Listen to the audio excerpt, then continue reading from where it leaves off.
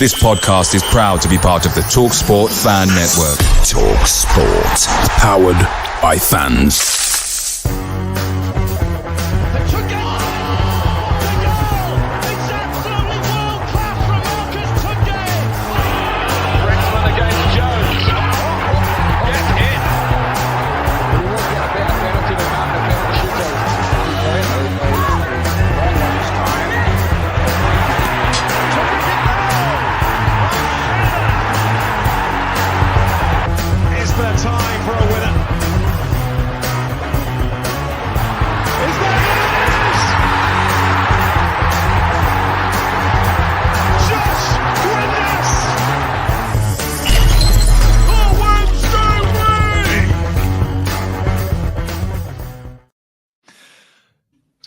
Where do I start with that? Hello, good evening, and welcome to another episode of the Wednesday week. Our top man in charge, Xisco Munoz, has been given his P45 from S6. Join us live tonight as we discuss his recent tenure and the fact he's not a skin.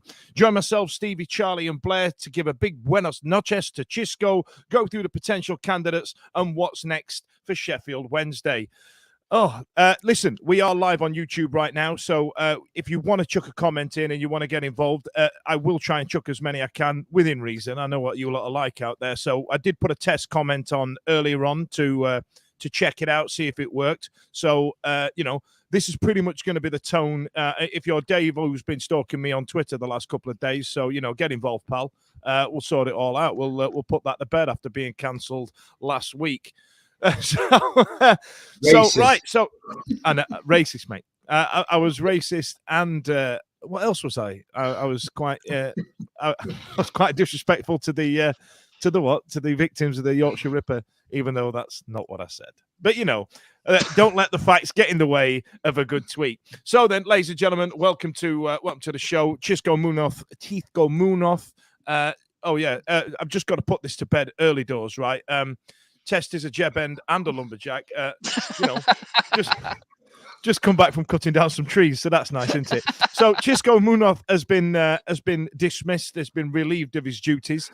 I'm pretty sure that's going to be the tone for the evening, isn't it? So Stevie, I'll come to you. Let's try and pull apart Xisco's time with Sheffield Wednesday, because it weren't great, were it? No, it weren't. And do you know what? I've kind of reflected on this over the last 24 hours or so, and I think I said on the chat last night, I had this kind of empathy for the bloke. It was never going to be right, was it? He was a square peg in a round hole, and when he came in, we were quite excited. If you looked at the Watford sort of promotion season, but it quickly became apparent that he had all the tools that he needed to get that team up, and it was a very different situation coming in and trying to get a tune out of a squad that didn't exist, and then trying to build that squad. And the noises that came out fairly early. Obviously, you had that batshit crazy press conference where the chairman decided he was going to go after Carlton Palmer. Have we discussed the statement, by the way, from last week? Have we done a show since then? Was that what? Yeah, we did it. We did it Monday night. We said we were going to do it after we'd analysed the game, and then Blair decided he wanted to bring it in before we talked about the second goal, to be honest with you. So not one for format. I'm defeated. I didn't even laugh. I didn't even laugh on that podcast. Absolutely. Yeah. I get the feeling that tonight, the vibe tonight is going to be significantly different to the one that it was on Monday night. Until Giuseppe's announced. And well, but yeah, going back to Xisco, it didn't feel right, but I think he'd earned himself a little bit, or he'd been given from the fan base a little bit of leeway, if you like, because he'd come in late. There was a lot of negativity around the place in terms of more going after what he'd done. And then it taking so long for somebody to come in, anybody to come in and sort of fill that void. And the rumours that were associated with the players that have been, the managers that have been linked, Xisco seemed like one that was better than somebody off that merry-go-round of, the Dean Smiths, the Nathan Joneses sort of situation. Xisco felt a little bit left field, but worth a punt. But, it quickly became apparent. People that went to York, it weren't great. Chesterfield weren't great. Then we went to Spain, it weren't great. We got battered by Burnley. Pre-season was an absolute shit show, and we'd gone from let's give this guy a bit of time. We've then got players in. We got excited about the players, or some of us got excited about the players, but the players didn't deliver. And we've gone into the season going, Southampton's a free hit, and then Southampton became Hull, was it, or whoever it was that we played next. And it was just a litany of crap after crap after crap. And with due respect, it didn't get any better. It got worse. And it's when you take the horse out the back and shoot him. That's what we've done last night. Now, Charlie, we were speaking offline about how happy you are about the dismissal of Xisco. It's a thought shared by Adam Thompson on the interwebs, who's gone for surely the beer should be flowing in celebration.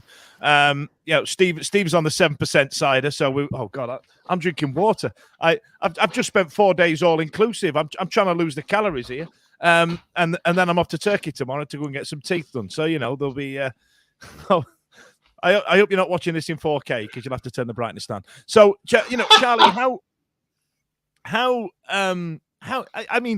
I must admit, I find it.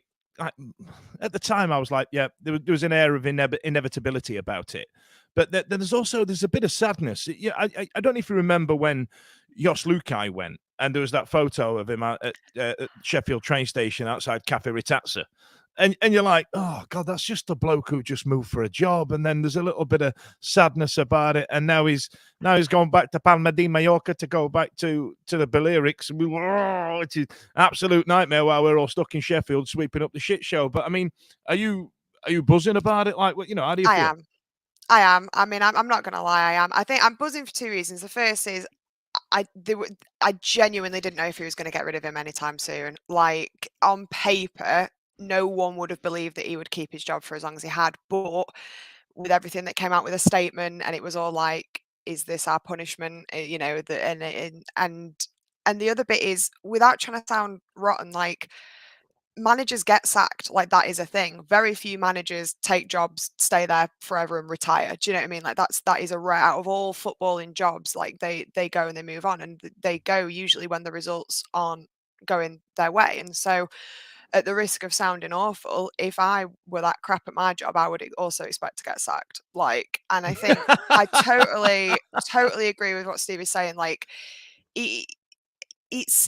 there was a lot that he was trying to do in a bit of an impossible situation. Like, regardless of what your opinions on Moore might have been at the time, like, there's a bit of that like wartime president thing about it. Like, he was the manager that got us, to Wembley. We won at Wembley. So of course, even those that didn't like him, when faced with the possibility of not having him, it's like, oh my God, no one will ever live up to his lofty expectations. He had a job and a half, but any of us really would have settled for like just mid to low table football. Fine, like, don't lose every game. You might not win every game. When you are just getting battered and battered and battered, and you're an absolute laughingstock, and there doesn't seem to be any like awareness of football, like a genuine total misunderstanding of the players and the formation, and just no answers and no kind of insight coming through. That's dire. Like, that's dangerous. Like, if he was my surgeon, I won't want him doing my surgery. Like, I just think at a certain point, you've got, the sooner the better. And thank God it happened when it did. So I've been jubilant all day. I've had World in Motion on in the car. I've been like high-fiving everybody, and I'm just like, because it like can, that scene out of 500 Days of Summer. What about 1 million on top of the world, because like, it literally can only get better. Like, from a result, regardless of anything else that might be going on at the club, and let's not, but from a management and a results point of view, you can't get worse than losing every game. So even if someone else comes in and we lose every game, okay, but even if we drew every game from now on, that's like that's legit mathematically an improvement. So regardless of what likely kind of lackluster random person we probably end up bringing in that no one's ever heard of, like, we only have the opportunity to improve. So I'm taking it as a win. But fair enough. Somebody else who agrees with Mr. J and Adam Thompson again. And Mr. J's gone with the relief of El Sacchio. My apologies if that's contentious for people. Is that racist? I don't. Steve, I normally ask you these things. Is that racist? Can you? You're normally my go-to on this. But yeah, I can confirm that statement or that comment does not offend me. All right. Well, I don't think you're the person to be asking. But you're not Spanish, are you? So oh, I've just said that live on the internet, so that's fun, isn't it? I put you right on the spot there. That's these are normally the outtakes, ladies and gents. So, but yeah, Adam agreed with you. Now, the one thing that concerns me, Blair, is that the signings of the season came late. The signings arrived after Xisco came in, and with the exception of probably Paul Valentin. After a couple of games, he managed to find his feet because he didn't blow me away up until probably about the Middlesbrough game, and the goalkeeper. The rest have been pretty average. I mean, if you agree, get in the comments, or if you don't, let me know who you feel might have a bit of a future. But the signings haven't really been great, have they? I don't think you can even judge any player under Xisco because it was just so batshit mental, wasn't it? Every game was a different formation. Every game was a different set of players out there. So it's just sort of there's no way you're getting any sort of continuity. People even against Sunderland. I just saw a team of strangers. No one even looked like they even knew each other. It's like the first time they played with each other. So it was a bit. So it's hard to judge. Given the way that Xisco picked his team, Blair, half of that's true. You know what I mean? There didn't seem to be any continuity in who he played. It's not like he had his first 11 in his head. So even the new signings for me are getting a clean slate now because he's just been an absolute farce from start to finish. I think since the summer. Well, I mean, I'm trying to think. I mean, Stevie, am I being overly harsh on these signings? Are there any other ones that stick out to you, like Mambo, or you know what I mean, and things like that? But then we have just had a comment here, and I know this is going to be a bone of contention that we've got. Let's get Cam Dawson back in the side, but I think Vasquez has been a decent addition to the team, and then. And then I've got a comment in the pocket here from Slappy Gilmore that says Dan, do the Chansiri voice, do the chance. That'll come later. Brace yourself. And then what was the one? Not my shout, but someone said Rooney to come up. Work for a difficult board. Fantastic results, mostly with youth players. I'm not sure. What's your opinion? Do you know what, Carl? We'll come back to that when we finished dissecting Xisco. But Stevie, did any of these pop out to you? Did any of them? Any of these signings have you gone? I tell you what, that's a shrewd signing. Like, for example, there was a lot of fanfare around Gassama, par exemple. No. Well, do you know what? I think we've got tonight the two, not polar opposites, but the people that are furthest apart on the spectrum when it comes to our private sort of conversations, and me and Blair, and we'll argue. And Blair knows it's nothing personal. I love the bloke to bits, but Blair will go, give him a chance. He's signed from Monaco, PSG, AC Milan, played with Messi, blah, blah, blah. He's literally just said continuity has not been there, so we need to give him some time. Respectfully, the players that we've seen, and I'll include everybody that we've seen that has put a shirt on so far this season, if you are from that ilk, they should have shown more in the time that they've had. Masaba has flattered to deceive, and if we'd assigned him from Southampton, he wouldn't be getting he wouldn't be getting how many goals has he scored? Not 2, but there you go. And do you know what I mean? So that's your argument. This is what we're talking about. He's top goal scorer. He scored 2 goals. The only counter argument to this is the old guard, the League One heroes of League One. They've been shit and all. So well. But you tell me, what are we expecting from Lee Gregory, who's been playing with facing goal? He's built a career on, built his career. Well, I'm not, because we're asking at the moment. We're talking about players that have come in, and we're talking about Masaba, we're talking about Gassama. Not good enough. Bambo is an absolute liability. We talked about him on Monday night. For every good thing he does, he'll do 3 bad things. There's been no sort of consistency in terms of his performances there whatsoever. The one, and I've said this before, that excited me the most, because he's come through a domestic system and has played in Europe for Manchester United, having played for Chelsea. I thought the one that would give a little bit more grace would be Bernard. I thought he was terrible against Sunderland. I thought he didn't look bothered at all. I thought it was margin. Yeah, I'll say it. I thought it was marginally better. Yeah. He's from the fatherland, but he's not been good enough. In my opinion, I liked what I saw of.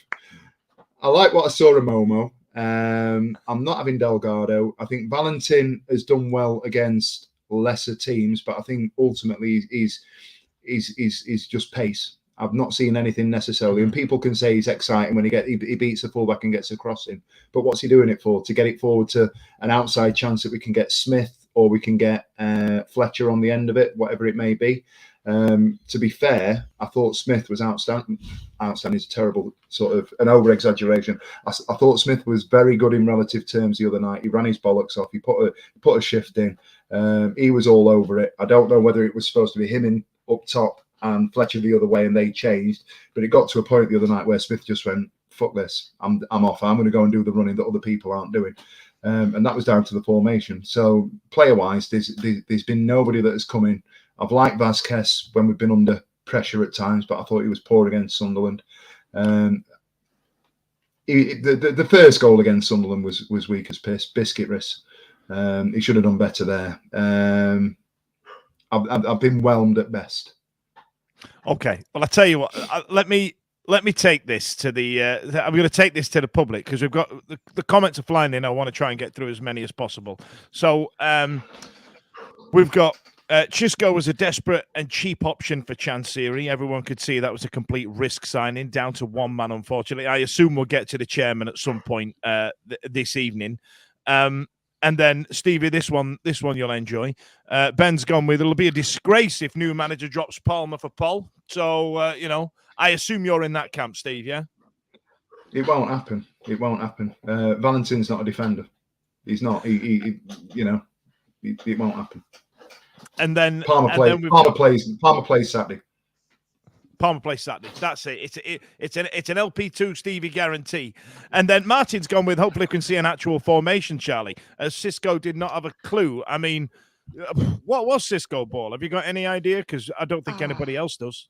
It was like just vibes, wasn't it? It was just there were times when I had to I was genuinely. That's for all your young people out there. That's your young people vernacular there, just kids. Vibes. I'd find myself counting just to make sure he definitely remembered to put 11 on, because I was like, something about this, just the math is not mathing at all. It was bizarre, yeah. And I totally agree about the new signings in as much that no, I don't think anyone has particularly wowed me. I think Vasquez has had his moments. He's pulled off some great saves, but also we've conceded a lot. He's got to take a certain level of responsibility for that. But also maybe now he's clean slate. Maybe we absolutely have to take today is there we go. Harpo's gone exactly the same thing. So does Blair, for you, does everybody get a clean slate, or is there some already in the bin for you, pal? Maybe Ashley Fletcher might be in the bin. Well, again, I love the way you're stringing these together. I don't know if you can see the comments. I can't as well. But Adam's been on and gone. He's Ashley Fletcher, the best attacker we've ever had. And then someone else has gone with Ashley Fletcher should be released on Monday. So Sorry, Ashley. I hope he scores on Saturday night and the shuts is open. There's a finger stick cop or whatever. So, I mean, I feel like everybody seems to be, and I'm going to use a horrible corporate term here, singing from the same hymn sheet.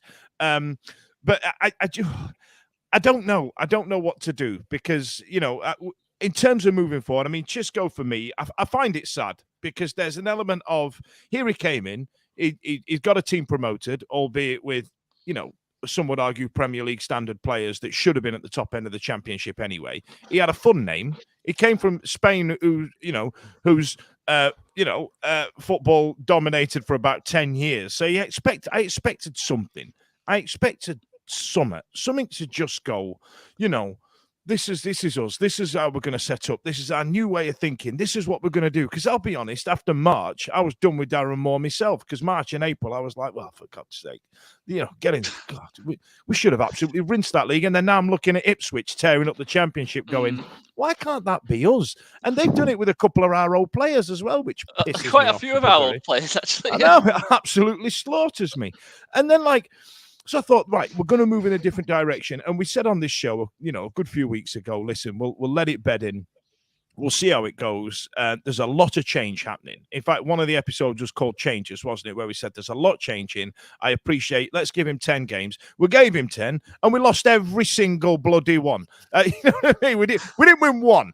And then the two that we drew, at the end of it, we didn't deserve to get a point out of anyway. So, you know what I mean? It's just an absolute, I don't know. It's just a shit show, isn't it? And then there's more slander for Ashley Fletcher. It keeps happening. It keeps happening. And then we've got oblivious optimism. There's a player in Delgado. If he played, I actually might agree with that. Oh, Chile and keep picking him as a guy. Well, I think long gone are the days of Marcelo Salas. Rocking Chile into the top 10 of the world. Like, you know what I mean? So, but. And then this is the sensible one, Charlie. Hopefully we can now finish 21st rather than bottom. I mean, it's now a race to be not the shittest, right? Yeah. Absolutely. Like that is like, I mean, as optimistic or as like high on like Wembley drama as we might have been before the scenes kicked off.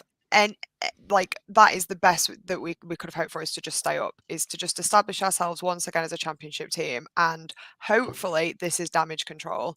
That we can start to grind out some results, and it's not going to be pretty. Like, I'm under no illusion that we are suddenly going to be magically wonderful and everything's going to be great. And even though I wanted Xisco out fairly sharpish, normally I very much am a give a manager time, like give a squad time. So I'm not imagining that the turnaround will happen within the first 5, 6, 7, even 10 games with a new manager in charge, but you've got to be able to see what we're working with. Like, we talked about like monk ball and things like that, and it was like, oh, the way he did X, Y, and Z. But what's Xisco ball? What actually is it? Like, how can you put a stamp on what he was doing? You couldn't even see he favors this or he favors that. It was just totally random. At least if you get someone new in, that you can see what their style is, like, what they favor, what kind of, and then potentially slot our players around that. At least you would have some kind of style and you'd be going out there with some kind of purpose. So yeah, I agree. We didn't know what Xisco ball was. We had no idea. They were making up as they went along, and I love the way you said monk ball there, because it sounds like what Blair's missus finds when she washes his sheets. You know what I mean? Big fan of that. So so obviously, I assume. And Stevie, I'll come to you on this. I assume Marvin Johnson's gonna make his way back to the squad. We've got one slot, and Lyle Taylor was training with us the other week. We don't know what's happening with that because of I assume the tumultuous time we were having. Do you reckon Johnson's just going to come back and the new gaffer's going to come in and go, why is he not playing this? He's mental. However, I must stress right now to the people of the interwebs, Charlie referenced it about 4 or 5 weeks ago, that we have what's called benchitis, where the players that didn't play are all of a sudden world beaters. However, do you believe, Steve, that Marvin Johnson would be an addition to this squad in order to help us compete? Ooh, that's a difficult. That was a normal question, wasn't it? That was a normal question that had no silliness in it. Yeah, I feel we're going to get deep. I don't know. He's not going to be involved on Saturday. If the Instagram stuff, training out there in is it Dubai that he's in? If he's out in Dubai on Wednesday, Thursday, even if he was there Tuesday, Wednesday, there's no way he's playing on Saturday. I think I'd seen from one of the journos, the local journos, that we've got until Friday to register him if we wanted to. We're under no obligation to release that information. So realistically, if we kept it a secret, he could be on the bench or even in the starting 11 on Saturday, and nobody would know anything about it because we've not done any presses or anything like that. I don't necessarily see that that's the right thing to do. He's not played any football, for what, 2-3 months, near enough. And the games that he has played since Wembley have been, pre-season friendlies and, non-competitive. It's been non-competitive. So what sense does it make chucking somebody in? We'd be feeding him to the lions, wouldn't we? If effectively, I don't feel like he's going to strap his boots on this weekend. I mean, just going forward. I mean, do you reckon we're going to keep our options open, given that Xisco names? Okay, yeah, sorry. You know what I mean? Just going forward, or because a new manager has got to come in and he's got no opportunity to to make any signings or change anything up or change it about. I mean, he's got what he's got, and like we discussed at the start of the show, everybody's pretty average, right? You know, we've got a 85% average team, so. Okay, so if you look at it from that sort of perspective, then I think it's Tomo's running the side on Saturday, isn't he? It's a flip of a coin. Is he going to try and sort of have a slight departure and make minor changes? Is he going to go wholesale changes back to League One? We don't know. I think the sensible thing, if what would I like to see walking into Hillsborough on Saturday? I'd like to see a team that's together with some continuity, and whatever that looks like. If that means that Ihekwe, or Palmer, James plays a flat back four, or we go back to the three and we play players that we know and we trust and that Tomo can relate to, or that can relate to him. And I think that's probably as important as the other way. The players get the manager, if you like. So maybe it is a case of going back to the players that the manager on Saturday trusts going forwards. If we get a new manager in, obviously the logic would dictate that Marvin Johnson gets reintegrated back into the fold. He trains with the first team, and if we're talking about everybody getting a clean slate, which I don't necessarily disagree with, I've not been overwhelmed by, or I've not been sort of sold on the players that we've brought in, but I'm willing to give everybody a clean slate under a new manager. If Marvin Johnson comes in and proves to be better than Pato playing left wing back, or Delgado playing left wing back, or whoever it is that we stick out on the left, then if he shows that in training, absolutely stick him in. But if on par when we're looking at training, he's not good enough and he hasn't shown enough to be in there, then no, let's not do it. So we'll see where it goes, but whoever comes in has got to give everybody it's a level playing field for all, even Ashley Fletcher. Unfortunately, I just don't see that it's going to happen for him. But what you're forgetting is Ashley Fletcher's bloody rubbish. But I tell you what, there's a few that agree with you, Steve. That, you know what I mean. We've got Simon Amina, Marvin Johnson, a 13-year-old World Cup song. So that's funny. 13 years old. Does anybody else feel a million years old that's 13-year-old? And then we've got a really sensible comment in if Bayers start our riot, which but then there's a question there as Bayers, when he's had his opportunity, has he performed? We can talk about that, I assume. But then another one, given what you mentioned, Steve, that we've got Tomo in charge, who's been working with the youth. And he said he might put Cadamartri on the bench, someone who's been spanking goals in for the youth, Blair. I mean, is he better than Fletcher in your head? Not that we've seen much of him. Don't sit here and pretend like you've been going watching the under-21s, bro. 100% I've not done that. But what I can say is, but every other team, apart from us, for some reason, just plays a kid. Preston's got a 17-year-old playing left back at the moment. I think he put the assist in for their goal at our place. Alex Scott at Bristol City has just gone to Bournemouth. Leeds always play kids. Archie Gray's getting minutes now. He's 17 years old, and they always develop. And they do make mistakes, and they are a bit raw, but it does develop them, and then they end up going for big money or some sort of money. And we've some money would be lovely. Yeah, just any money. Just any money would be good. And we never do that, do we, at all? And so why not? And because he's come for the academy, any cock up he does do will get forgiven a lot easier than an Ashley Fletcher cock up for this instance. Yeah, I think you're right. There'll be, you'll be more encouraging. Like, come on, try again. He'll come up next time. Come on, whereas Ashley Fletcher does it. Get him off! He's fucking shit. He is fucking shit. Come on, man. He runs like he runs in bloody treacle. You know what I mean? So, listen. Let's go through the potential candidates. Now, I promised Adam Thompson on the interwebs that I would perform a bit of a public service moment for you, everybody. So I'm going to put my newsreader voice on. I'm muting. Odds are dictated by the amount and vociferousness and point. Hang on, I'll start again. Odds are dictated by the bet place. Wait. Take a minute. Have a breath. If you need me to pad while you get yourself sorted, I can do that. Do it in Chansiri voice. I got it. If I did it Chansiri voice, I'd have been laughing. Odds are dictated by the amount of bets placed on a specific candidate. So, for example, if somebody puts a couple of quid on, let's say, for example, Gary Monk's odds will be reduced because the bookies believe that somebody knows something. So, when there are a load of articles released saying the bookies' favourite Neil Warnock this and bookies' favourite Gary Monk that's because people have bet money on it. The odds are no indication until we get right close up to the vinegar strokes. The odds are no indication of who is going to take the hot seat. Par exemple, Xisco Munoz, when he took the job, was something like 14-1. And that was up to the day before he got taken on.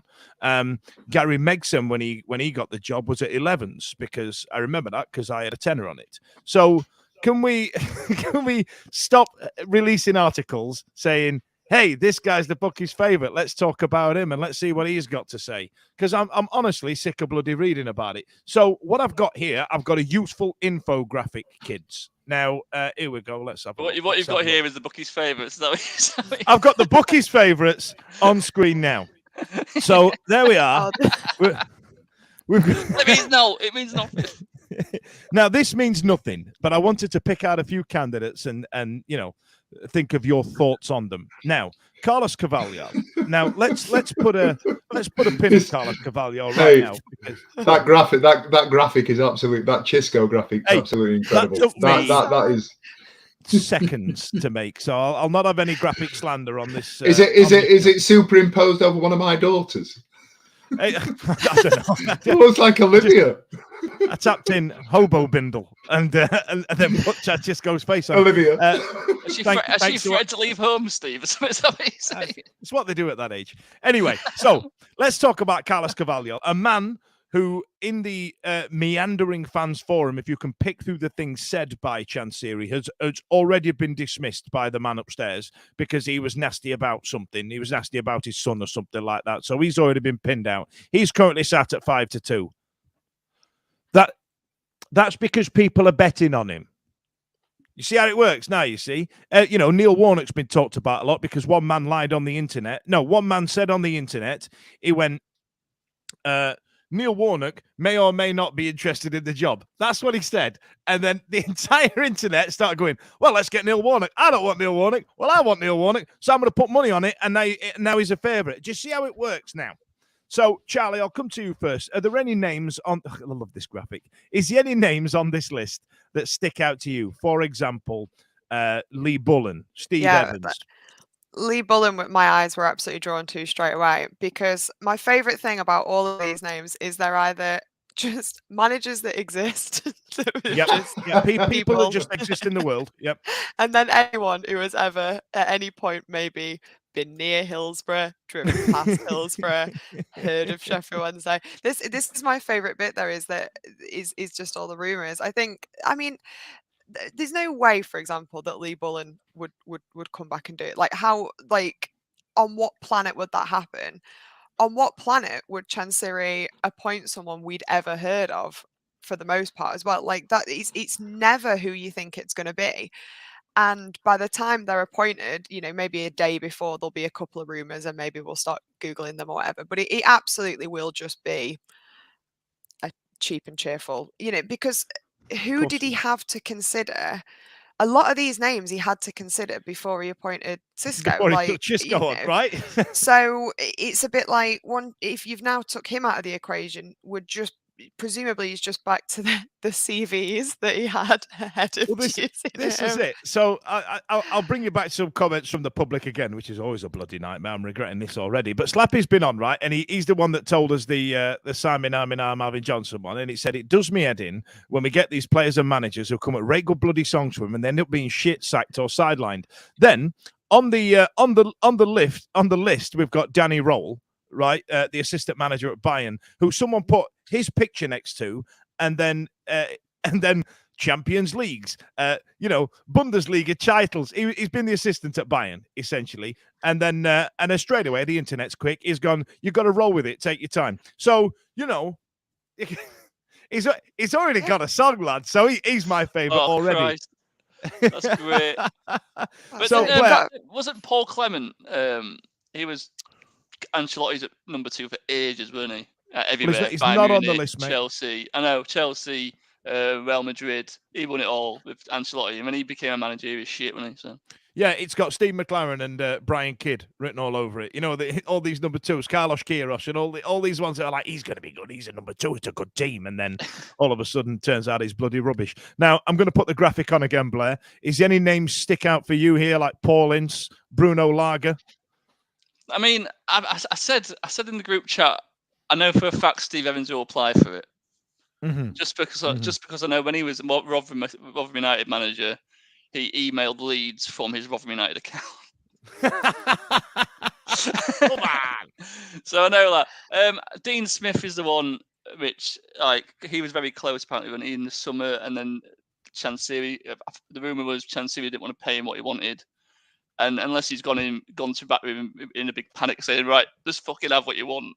Like, maybe there's something in that, but like you say, it's.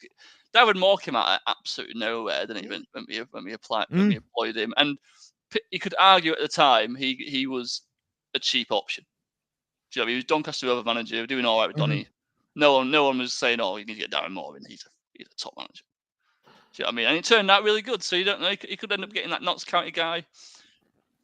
And again, he'd be a great shout for me. But but I don't feel that we'd pay for anybody though, Blair. I feel like he will be smart out of a job. Like Charlie says, we've got to have man who's unemployed. I feel like that's what we've got to be shooting at, right?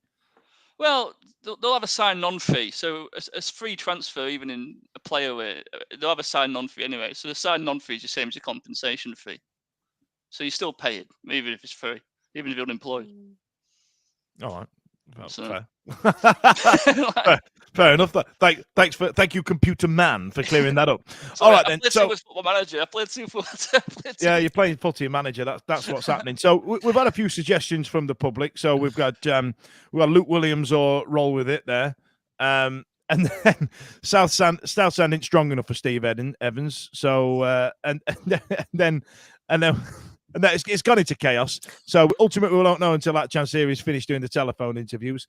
And then my favourite one here is it's Chansiri, so we'll be employing Paul Ince. So that's happening. So that's going.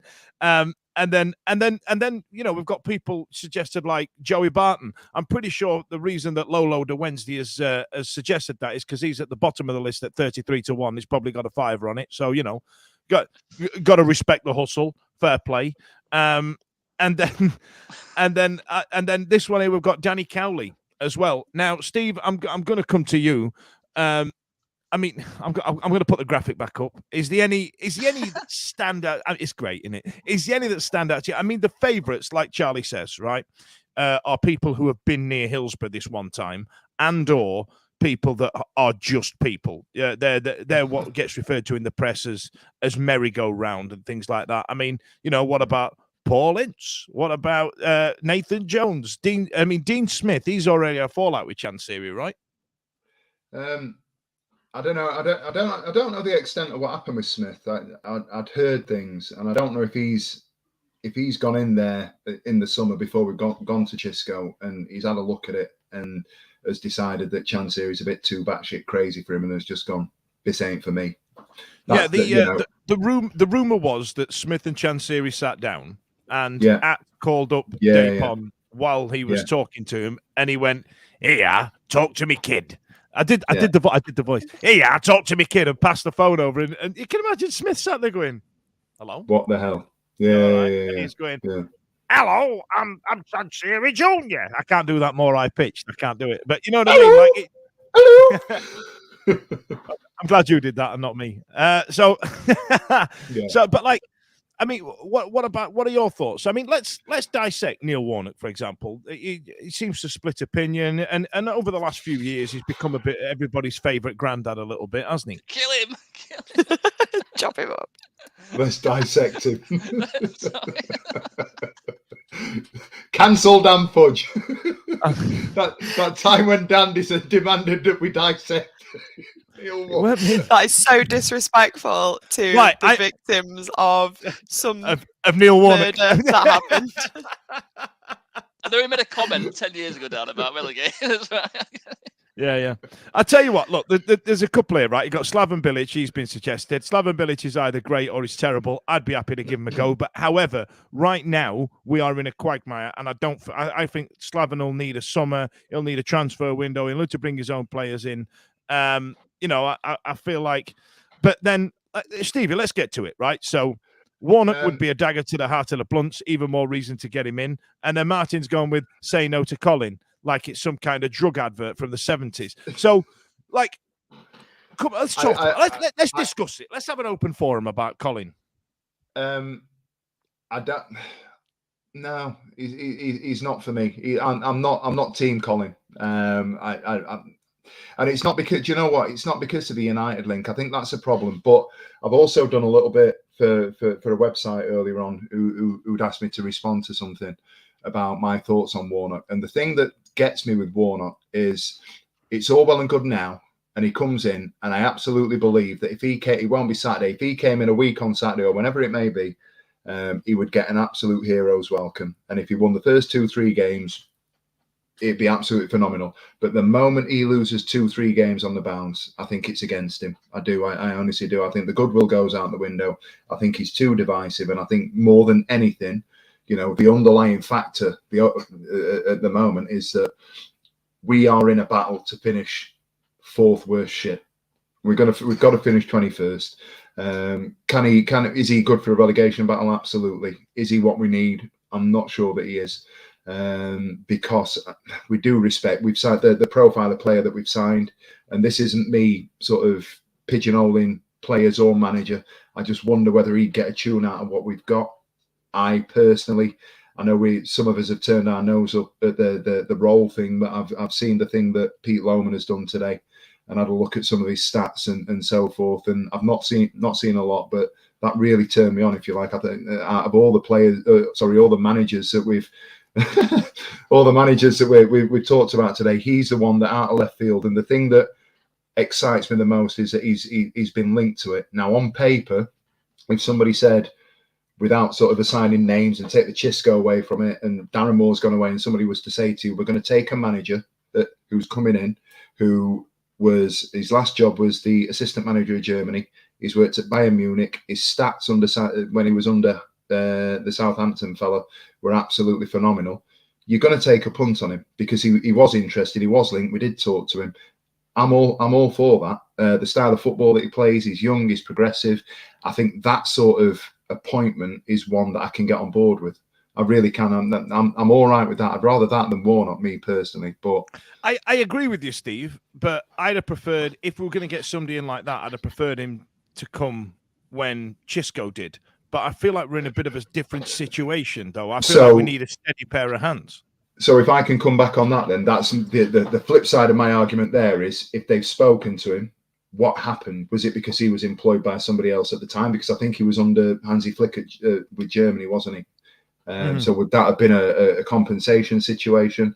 Did something fall down? Was it just not the right timing? I don't know. I'm not sure. Do we need a steady pair of hands? Yeah, I'll take that argument as well. What's going to be the best formula to get the tune out of the players that we've got? Somebody that's going to come in and go, right, I'm going to be progressive, I'm going to be on the front foot, we're going to play a style of football that's going to try and catch people out. It's hell for leather. Are we going to go on another route and say, right, we are going to go down, but if we go down, we're going to bring this guy back up and trust this guy to try and get us back up? And if we stick with it for a 2-3 year plan that he's going to commit to and build a reputation as a 34-year-old coach, is that something that we have to consider as well? Because ultimately, if we put Warnock in and he takes us down, he ain't going to be there next season, is he? Well, you know what? I feel right. So Warnock started an absolute landslide of comments here. So we've got Warnock's a sensible option, but some fans advocating long-term plan. Even if we go down, they must miss the Papa John's trophy or something. And then we go with Warnock's a no-brainer. Keep us up while Chansiri is selling up. And then this one for me is a really good comment because you know what? If we get Warnock, I won't really give a shit. But given how toxic it is right now, Gary's gone with we don't need another divisive figure, so no to Colin. And then we've had exactly what I said. Exactly a few what I said. comments similar to that, and then this one's high. It's a high risk. 3 straight losses, and the mob will be on him. But Neil Warnock's strong enough for that, right? And then Charlie, I'm gonna hand this one over to you because this is hilarious. It's not hilarious. I just want to see you squirm. Steve Bruce or Carlos? Now we put Carlos to bed. Steve Bruce. Now I'm gonna say something. I'm gonna fuck it up. I'm gonna say something. I'd text Steve Bruce. Why? Because he knows where Hillsborough is. Because he knows where car park is. He's been near the ground, so he fits the criteria. Great. He knows the He's club. probably still got a shirt knocking around. He's probably got a nice still got hat the training to wear. gear. Why are those our choices? Why? Why? I mean, purely from like a financial point of view or from like a business point of view, he's not going to go for Steve Bruce. He's not going to go for someone who at one point took a job and then went, I swear I'm not leaving, and then was like, psych, and then went off and left. Like, there's no way. Like, as we know, he knows the tea exactly. Fair play. He knows the tea lady. Do you know what? That's fair enough. He also knows where Barbados is. Always helpful. But someone has said Bruce keeps also us up there's a as Cricket well. World Cup on at the moment. There's no chance. No, I just Sorry, Charlie, go on. There's just we know what Chansiri is like for grudges. We know what he's like in terms of like his business relations and how things get cut off. I don't think there's not a very high possibility of anyone that he has already had talks with, or definitely not anyone that has technically been the manager is going to come back in. But there's something about the Warnock thing for me though that from a story point of view, it's so great. Like, it's just so insane. Like, it makes no sense, but at the same time, it does. Like, with everything last season and then the start of this season, like, if you were writing this script, you obviously would be like, Colin, like, straight in. The idea that he would come in and save us from relegation is hysterical. Like, that is amazing. Yeah, I do enjoy the irony of that. But we definitely don't need more drama. Like, as much as I kind of like, the insane part of me is like, oh my God, yeah, let's just see what happens. Yeah. Like, we can't just keep taking torches to things. Like, and I totally agree with, like, we're already quite a reactive fan base. Like, the first loss, we'd be up in arms. Somebody like him, I mean, you'd be sticking your hand in a lion's mouth, kicking him up the arse and complaining you got bit. Like, there's no way that is a sensible choice of manager. But at least we've heard of him. It would be interesting. I'd almost rather somebody we've heard of than somebody we'd have to Google. But it's not going to be Carlos.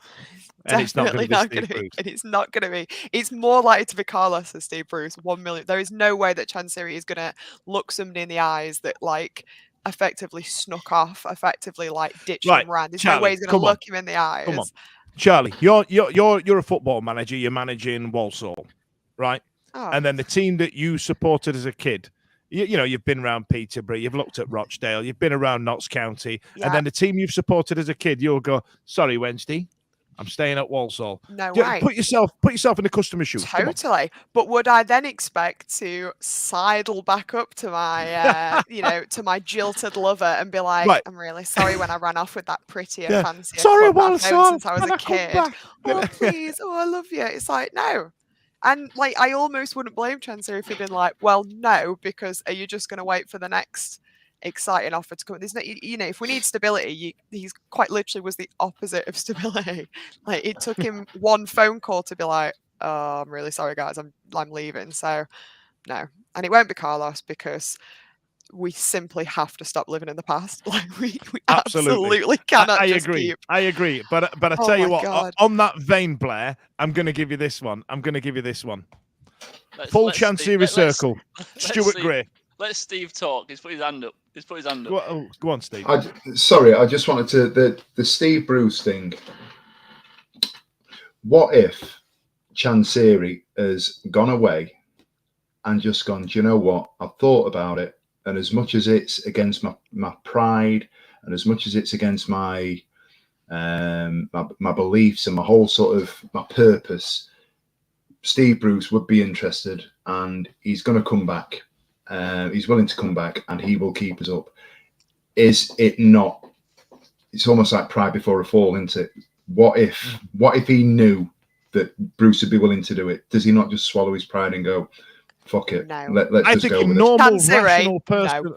Yeah. a normal rational person with grown-up thoughts and feelings and emotions would go, do you know what? Maybe I've overthought that. You know what I mean? I was annoyed at the time, but a couple of years have passed. I'm all right. A normal rational person would go, yeah, I'll contemplate it for a moment, even if you don't land on yes or no, right? You'd contemplate it for a moment. Not Chansiri. He's done with it.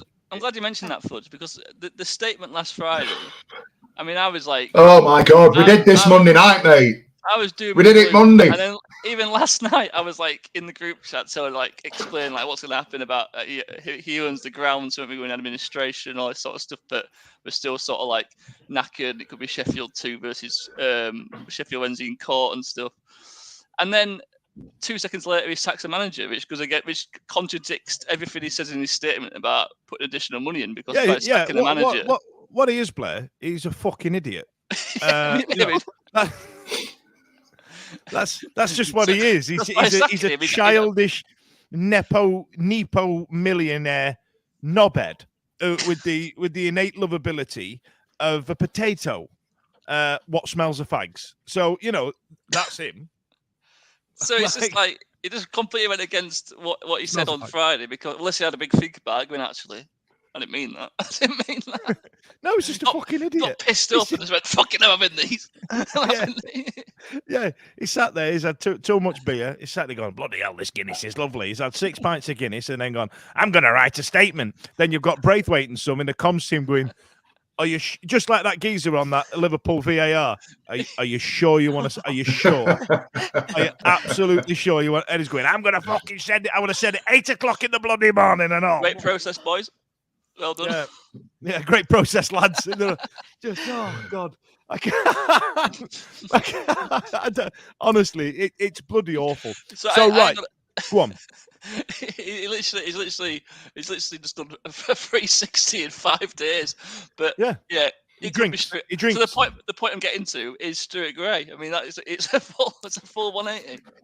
Well, so this comment here, based on what you were saying there, Blair, right? So Stuart Gray won't come. Chansiri got rid of him, didn't give him a chance. So why would somebody as measured and as nice and as thoughtful and as grown up as Stuart Gray go, yeah, I'll go back in the Lions Den. That'll be absolute banter. On to Stuart That'll be Gray, fun, though, wouldn't it? It's very similar because we were dead cert going down that season.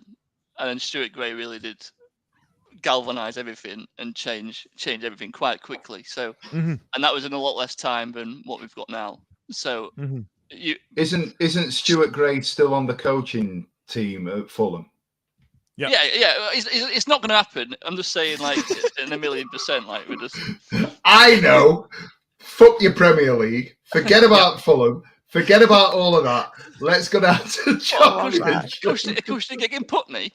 Nice he's in lovely Putney. He's there going to a Lucador brunch at Tequila every Saturday. He loves it. I tell you what, I may or may not host that. So I hope this is in reference to Chansiri, but it could be me. I don't know. It's a very YouTube comments are renowned for their measured responses, and I hope that's in reference to Chansiri. But this one, so to wrap this up, Charlie, I don't know if you've seen any rumors on the interwebs, but the rumors are that we've already got somebody lined up, as Gary points out on the interwebs. So I don't know who that is. Shall I put the graphic back up? Shall we get the graphic up for one more time before we wrap this up?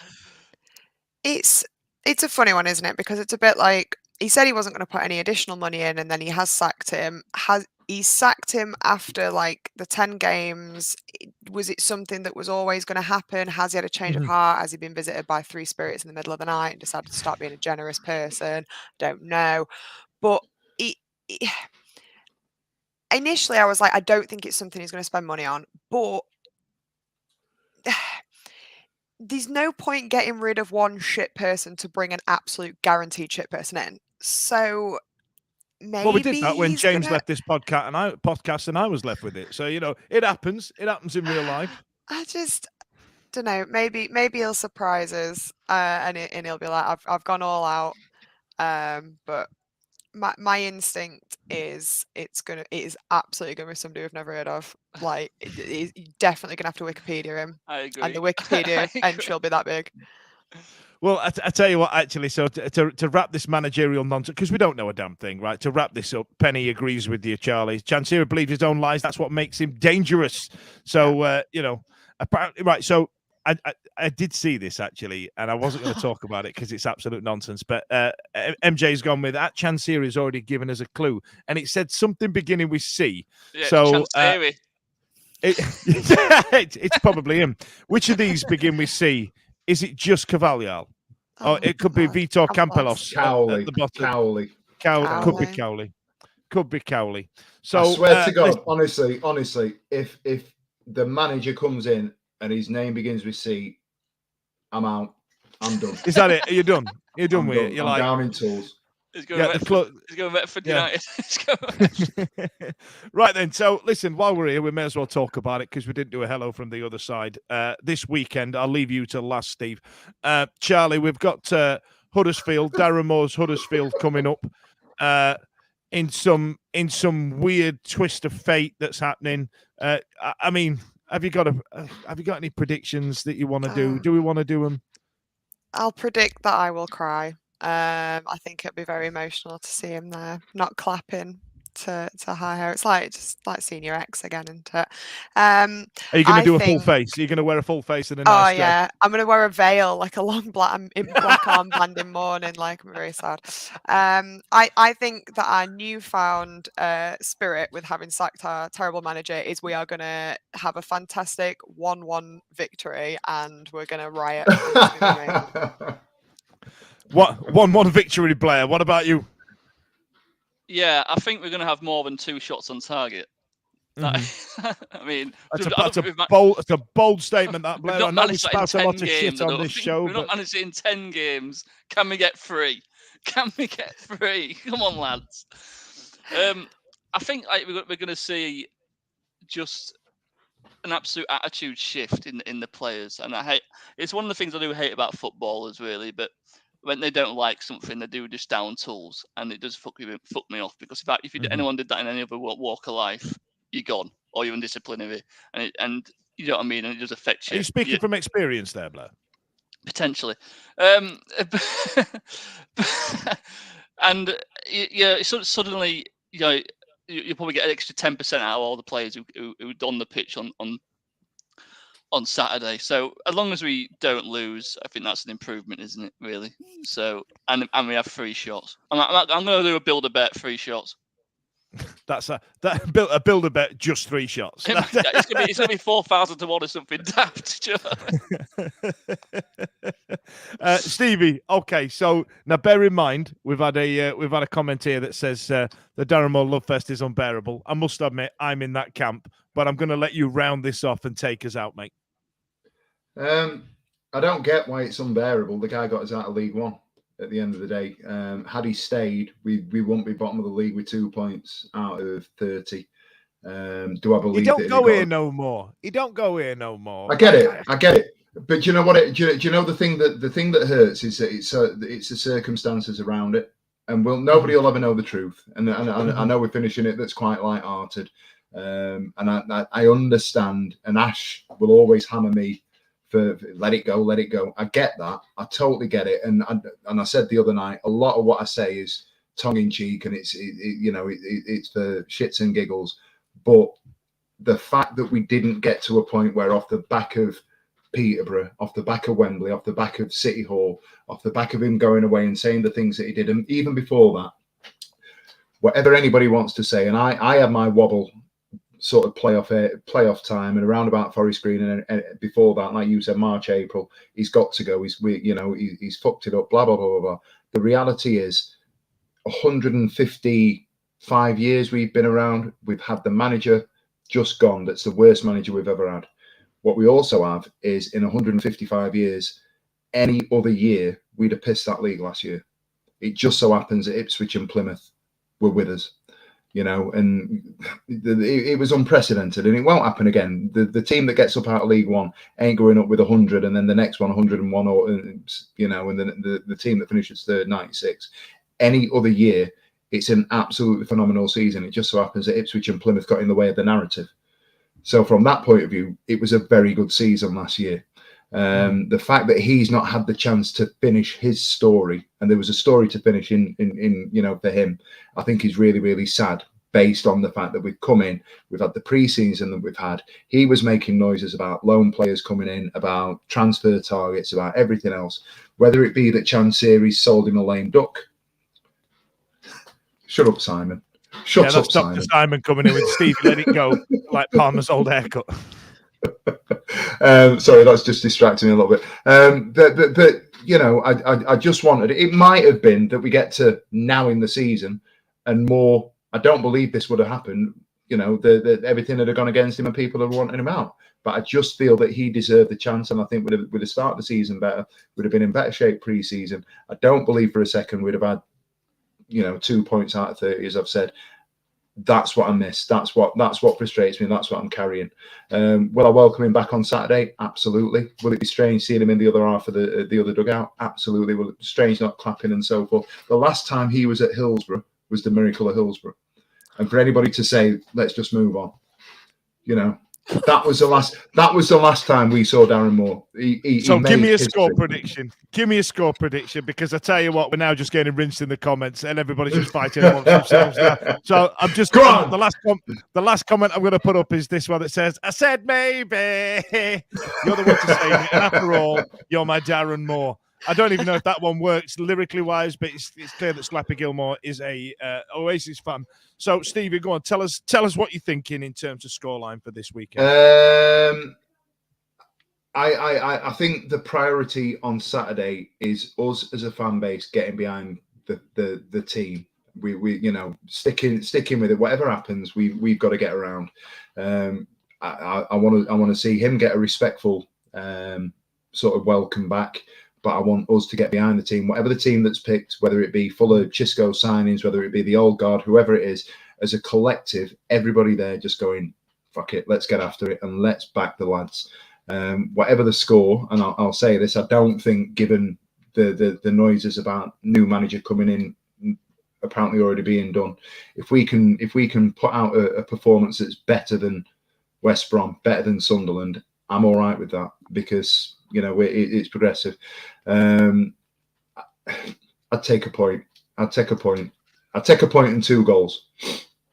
There you are. 2 goals would be nice. Over 50% possession, or even over 40 would be lovely. I think we might get edged 1-0 here. But listen, thank you for your comments. And I think we should do more live ones again. I'll learn to manage the comments better and not put them up while people are talking. I promise I'll do that better. Join us again, and hopefully we'll be on the back of 3 points. Maybe or maybe not. We'll see you on Monday night when Ash is in the chair. See you later. This podcast is proud to be part of the TalkSport Fan Network. TalkSport. Powered by fans.